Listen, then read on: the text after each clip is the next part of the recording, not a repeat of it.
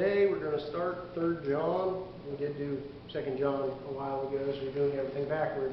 Starting out in the middle, then the end, and then finish at the beginning. We're here in 3rd John, and in this book we're going to see that he is writing to a particular servant of God. He's going to speak about 3 different men, and we're going to learn a lot through their lifestyle. So this is like an example of what the early church would have looked like. An example of what kind of people were amongst it, good and bad here. So we're going to talk about the man named Gaius. Gaius actually means of the land. You think of probably like the god Gaia. That's where we get this name. This happens to be a very positive worker in the Lord. Here in the verse, he says, "The elder unto the well-beloved Gaius, whom I love in the truth." Again, we see John doesn't like to hold on to his title as an apostle. He's just saying that he's an elder. This could mean stature in the church, but also, again, he was probably pretty old, somewhere around 70 to 90 years old when he wrote this letter. And he's encouraging Gaius, another fellow believer in the faith. This is definitely a tradition we need to continue in uplifting those that are steadfast, that he loves in the truth, we get in right doctrines in the church. If you have any questions, it's a good time to ask him. No one's fighting over you. But Gaius is also mentioned in Romans 16:23. Gaius, mine host, and of the whole church, saith thee,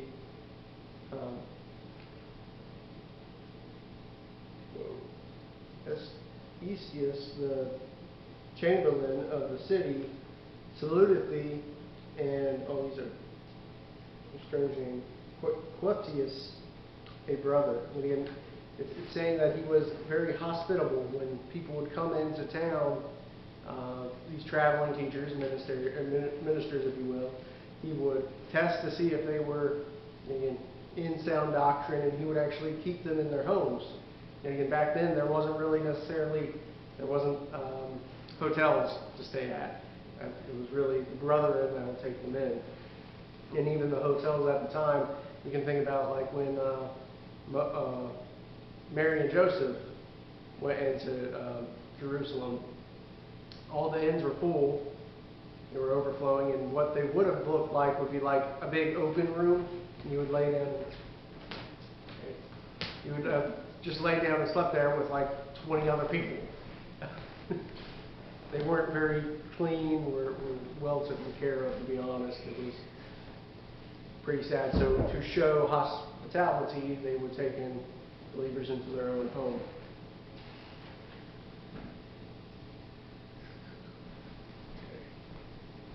We go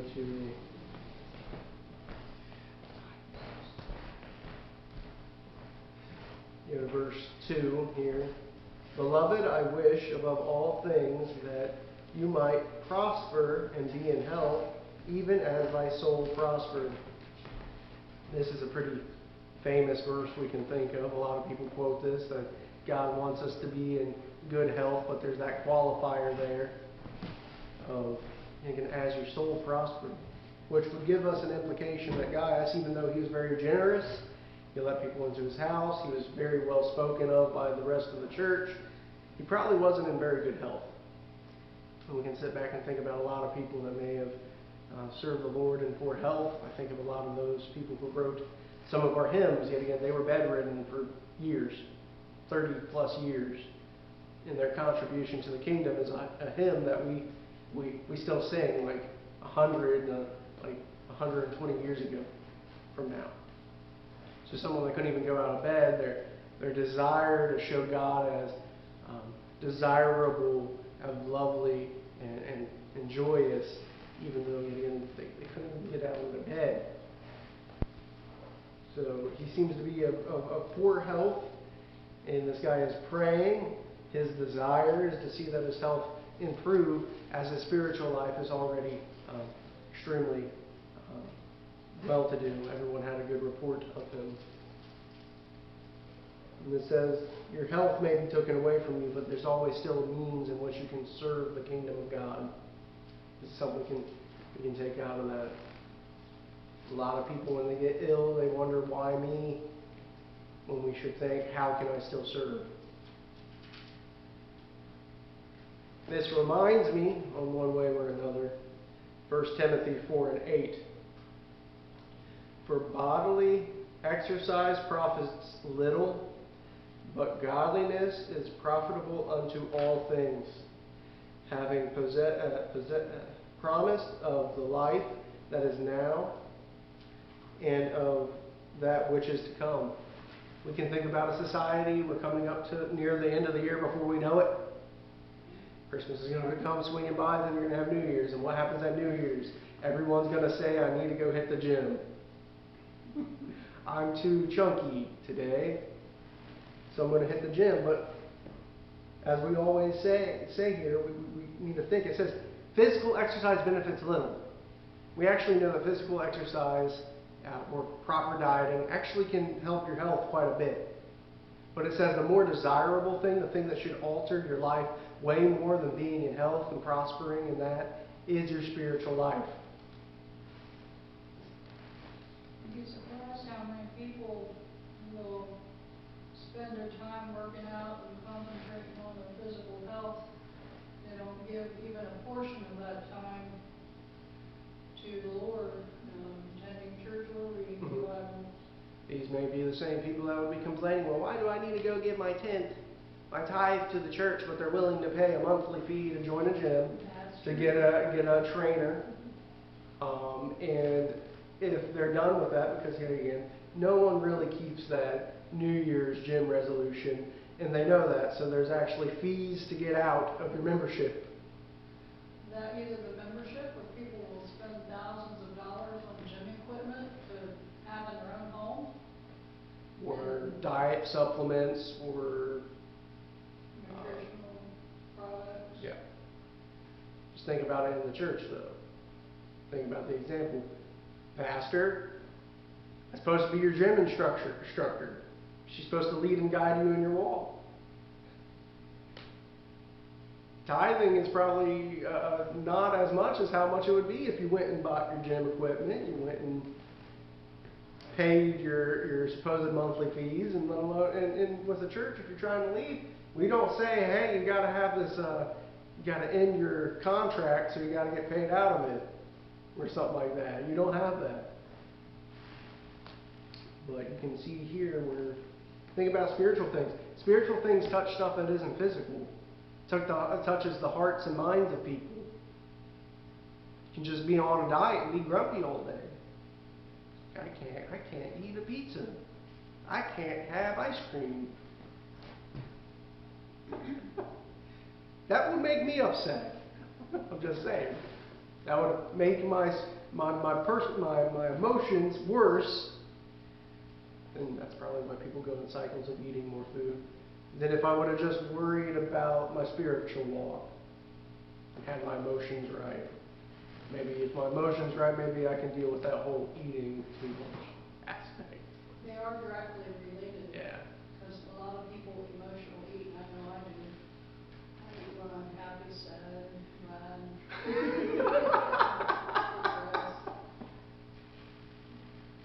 Find a reason. But again, also here in Timothy, it talks about the ultimate thing. You physically exercise because you want to lay hold and obtain this life now. Spiritual exercise should be the polar opposite. Is this, I do this because I want the life to come. It doesn't have a second death involved. You'll see if you research a lot of people within the church, they died pretty young. When you think about people like Charles Spurgeon, he died in his 30s. Preached himself to death. Imagine what he could accomplish if he had lived to an old age. I mean, I didn't realize he was that young. His ministry still carries on today. Yeah. his orphanages still go on. He established a bunch of stuff. The dude like only slept like 6 to 4 hours a day. He was always about. He suffered from depression at the same time. Life is not measured in years, but in the quality of how you lived. Life more abundantly doesn't mean more days. Not necessarily. So let's go to verses 3 and 4. For I rejoiced greatly with the brethren came and testified of the truth that is in thee, even as thou walkest in the truth. I have no greater joy than to hear that my children walk in truth. So this guy's writing to Gaius probably because there's some missionary that came by his path and says, well, in such and such a city, this man by Gaius treated us extremely well. He was a great example of the church. And he says, I know that man. I led him to Christ. He is like a child unto me. And I'm very glad to hear that he has stayed the right path. We heard very similar note in 2 John, which was probably months ago when we went through it, but okay. 2 John 4. He's talking to a lady in 2 John. I rejoice greatly that I have found of thy children walking in truth, as even have received a commandment from the Father. So this is a very uplifting and positive thing. We want to see our children working and leading in the church and doing I think what you're they ought. probably writing to churches and calling the people members of the church as children, but you can also apply that to as a parent. There's nothing that I would rather see than see my children serving the Lord. Well, I think it's supposed to combine the idea of the family of the church is the same as in a way as the genetic family. We should all know that there's people younger than us that we need to put under our wing and say that we're going to guide. There's this idea of mentoring that needs to be done within the church. I think that's an example of that. And you're like my children. It's either a church that he established where again, he led this member to Christ. You can't take it in a family mind, but we got to also think, again, we got the Great Commission. There's a lot of people that aren't our blood that we take into our family every day, trying to lead and guide them into what they ought to do.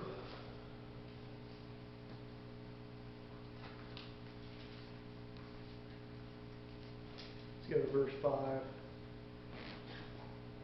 Beloved, thou doest faithfully whatsoever thou doest to the brethren and to strangers. This is talking about his, what's that fancy term? His witness, if you will. In everything he does, if he's out on the workforce, if he's with his family, if he's even dealing with strangers, he does it faithfully and as one thing, we work unto the Lord, which is the saying. Not be a different person outside of the church than you are inside the church. Absolutely. You are, there's something wrong. That's definitely. Yes. Colossians 3:23, whatsoever you do, work at it with all your heart, as working for the Lord, not for man's matters, if you will. You know, it's how you act. You look different on Sunday morning as you do on Monday. It is a particular. Galatians 6:10, as we have therefore opportunity, let us do good unto all men, especially unto them who are of the household of faith.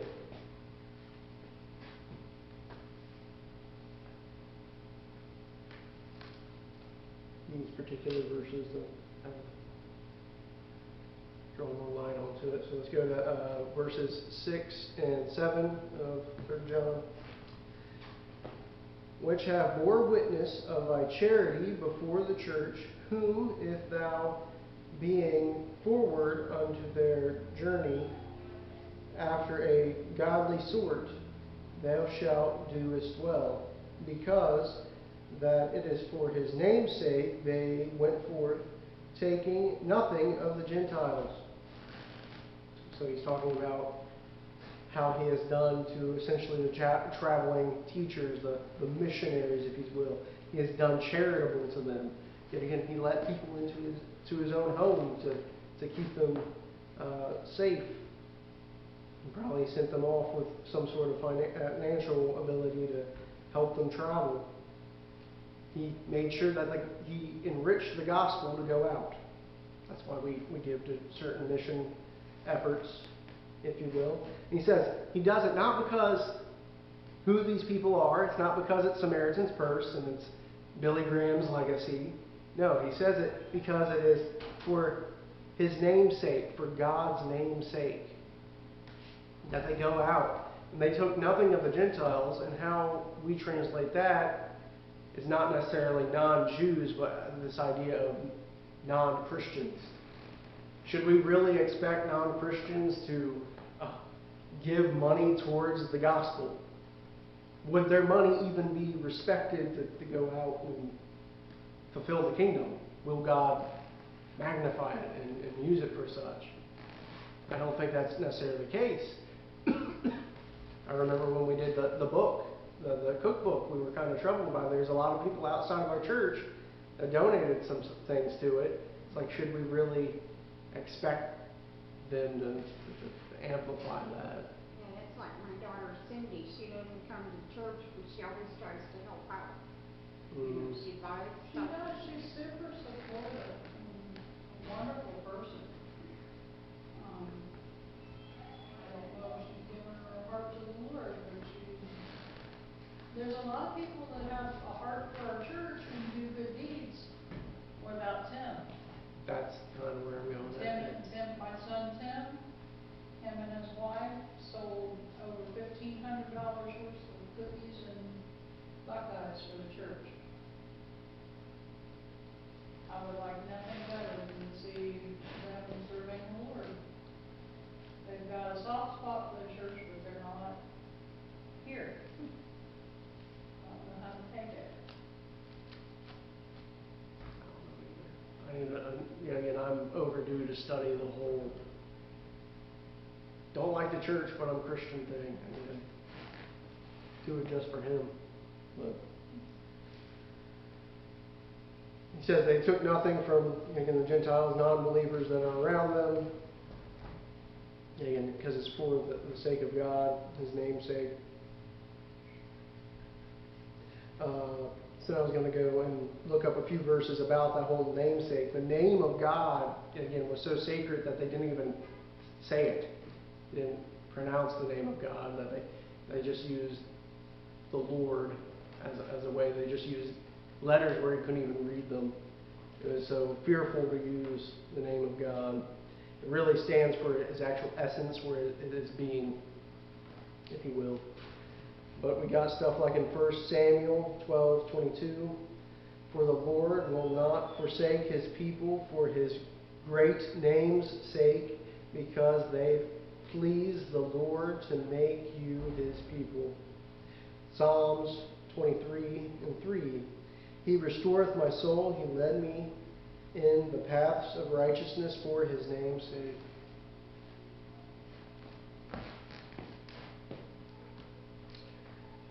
1 John 2:12, I written unto you, little children, because your sins are forgiven you for his name's sake. He forgives our sins for his name's sake, to magnify his own glory before these people.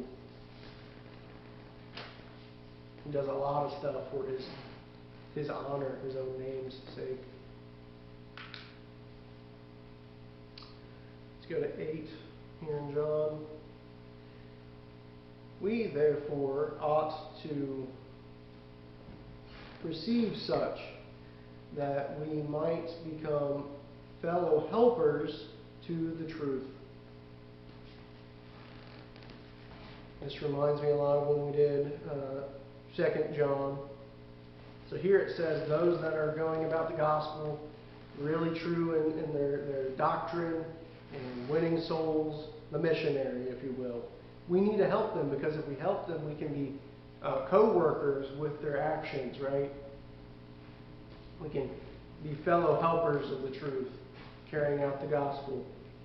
In 2 John, we have an example of the exact opposite of what it is to help out false teachers. In 2 John 10 and 11, if there cometh any unto you, even these false teachers, that bear not this doctrine, receive them not into your house, neither bid him Godspeed. For he that biddeth him Godspeed is partakers in his evil deeds. So if we benefit people that don't have sound doctrine, we're partakers in their evil deeds and in their sins. But if we strengthen those that go out and profess the gospel, we become helpers in their good deeds and the spreading of life, to be honest. So then we should be very careful on who we give money to in supportive ministries. Yeah. We should make sure that Really read over what you get carefully. Discerning. You need to have a discerning spirit about that matter. Good examples for the first 8 verses of Gaius. He's a rather faithful member of the church. Then here in 9, we're going to go to the exact opposite. We're going to go here about someone that has some trouble. Let me see if we can get a good pronunciation. Diotrephes? Diotrephes. I know, certainly. Diotrephes. His name comes from, actually, when I was researching it, this was pretty interesting. These seem to be a bunch of Gentile converts. Because Gaius probably got his name from Gaius being the god of the earth. So again, Roman pantheon. Diotrephes actually comes from the phrase cherished by Zeus, being head of the Roman pantheon here, were raised by Zeus. And this guy is essentially a dictator of the church. He is pretty egotistical. Go ahead and go on. I wrote unto the church, but Diotrephes, who loves to have the preeminence among them, he likes to have, his high status, he loves his titles, receive us not. So he goes on to Gaius and says, you receive the brethren into your home, we're thankful for your good deeds, but this member of the church, Diotrephes, doesn't even accept me in, and I'm an apostle, for crying out loud, is what John's saying. I'm an apostle, I'm an elder in the church. He doesn't even accept us in. Could you imagine that? Think about living in the first century church, and there comes Paul or Peter. You're like, I don't think I like your credentials. What? Like to use it in modern terms, like what university did you get your PhD in theology in? Oh, well, you're nothing like Diotrephes. It's like, no! So I wanted to look up the definition for preeminence. Preeminence is the fact of surpassing all others or superiority. So he likes to be superior. He's the empire of the church. It actually reminds me a lot of popes in the Catholic Church, if you will. Probably not as vocal about their authority, but you can see that. So you can think about, there may have been some people in your time in the church you could think that fit this idea of preeminence. I like to consider these people who chase titles, who wish to have authority and to call the shots, but never really do the work. That's what I love about our pastor. She still remains humble after being a servant here for 30 years. I mean, 30. She will confess herself that she has not arrived. And, I mean, she has earned a lot of stuff. Think about her being a chaplain She even said, look at all the degrees that would have needed to be done, these titles in which people can brag about. And she's clearly been put to this position, and it isn't about the titles, it isn't about the money, it isn't about that. It's really kingdom work. She wants to serve. She actually wants to do the work more than hold the authority, which is the given purpose. And when we were researching a lot where it was all about the deeds of people, remember, we can judge false teachers by what? Not by their doctrinal things, but like what they do. So I could sit there and think about these people that's in the church with Diotrephes, be like, dude, what do you do? You want to teach, you want to sit here and preach on Sunday morning, but like, what do you do? You get what I mean? It's like, what have you accomplished? And they do not want to work with others, so they don't have to share the glory of it. They want the preeminence, they want the title, they want their big name on the back of the book, or from the book. Or in my field of writing, they want their name to be bigger than the title. I don't like that with books. You ever see that? It's like it's more about who the author is than what the book has to have. You think about that in people who write devotionals and stuff like that, where it's more about the personality of the preacher than the message. If we had a Christian bookstore this side of town, we probably would have understood that. We don't have them anymore. But, yeah. Diotrephes. Okay, so here in 10, we hear kind of his charges against him. Wherefore, if I come, I will remember his deeds which he has done, prating against us with malicious words, and not content therewith, neither doeth he himself receive the brethren, and forbid them that which would, and cast them out of the church.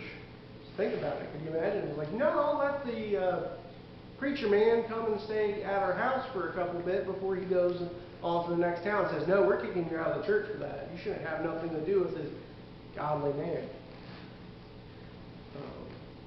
One of my people that I studied with kind of broke down the charges against Diotrephes in about 5 different things. He demands to be the leader of the church, which again, he wasn't.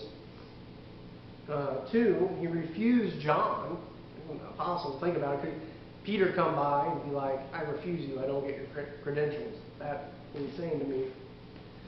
3, he makes evil statements against the leadership, the apostles. He refuses to take in the missionaries, and he removes those that would. Sounds like someone needs to pick a different church.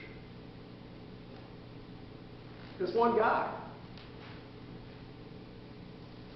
It actually reminds me of the phrase strong and independent.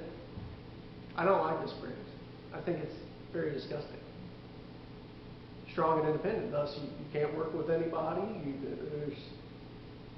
It's all about me, not giving out for Diotrephes. Before we go on to verse 11, Yep. did you put that in there? Yeah. Okay. Why? I just wondered. No, I learned how.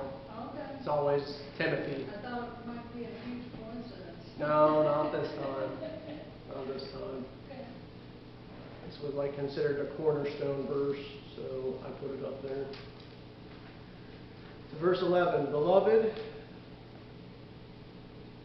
follow not which is evil, but which is good. He that doeth good is of God, but he that doeth evil hath not seen God, not experienced God. Reminds me of stuff like in Psalms 37:27, Depart from evil, do good, and dwell forevermore. Or in 1 John 2:29, if ye know that he is righteous, and know that every one hath done righteous is born of him. Godliness. Or James 4:17. Therefore, to he that knoweth to do good and does it not, it is sin.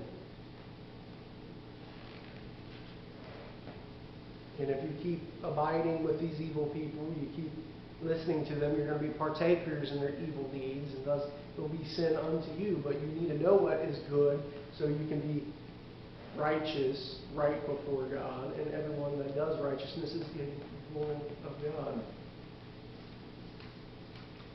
So we got a bad example, now we're going to get a good example. We got one verse for this good example. Demetrius, here in verse 12. Demetrius, which actually, his name, he's a Gentile convert. He's out of Rome. It means belonging to Demeter, which is also in Rome known as Ceres, which is a goddess of the harvest. And I found this funny as all get out. It's actually where we get the word cereal from. You would never think cereal to be connected to evil gods, but that's why I don't eat cereal apparently. General Mills is great. It's allergy free. But I just looked into that. I was like, that is a weird thing to think, that our word for cereal comes from a Roman god. Like Nike shoes comes from a Roman god of victory. Nike. There's a lot of stuff that we want to connect. I just find that amusing. So Demetrius, here in 12, Demetrius hath good report of all men. That's pretty good. And of the truth itself. Thy and we also bear record, and ye know that our record is true. So think about it. We got like 2 verses for Derek, the other guy, the bad guy. We got 2 verses to say how bad he is, but we only get 1 verse for Demetrius is saying he has good report of everybody. So having more written about you does not mean it is good things. Demetrius was the other guy. He wanted preeminence. He got a lot more space than the one that actually has something good to say. I don't think you should be proud of that. But Demetrius here says, good report of all men.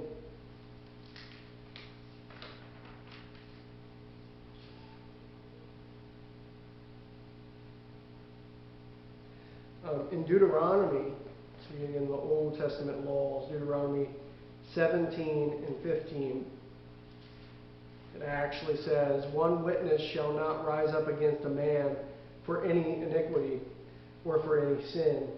In any sin that he hath committed, at the mouth of 2 witnesses, or at the mouth of 3 witnesses, is a matter established. I want to say this, but he said, all men have a good report of Demetrius. The matter is established from only 2 or 3 mouths. How is there being, I can't find anyone saying something poorly about this man? I mean, a good name is an important thing to have.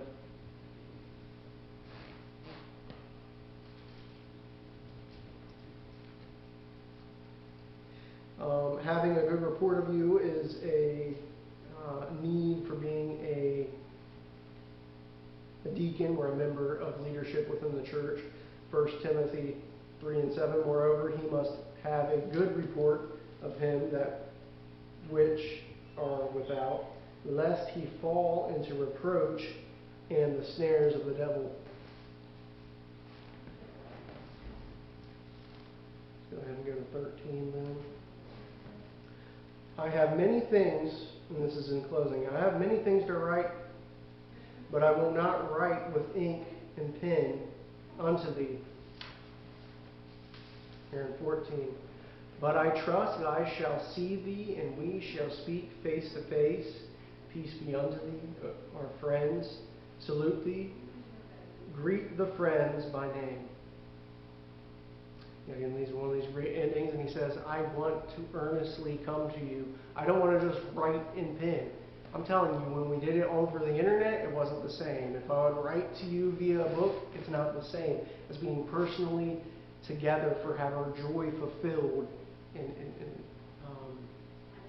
conversation and how to speak of these godly things. This is a very similar ending to 2 John. I think it's very encouraging. And I believe that is how I'm going to end that. That is 3 John. Any questions? Hooray.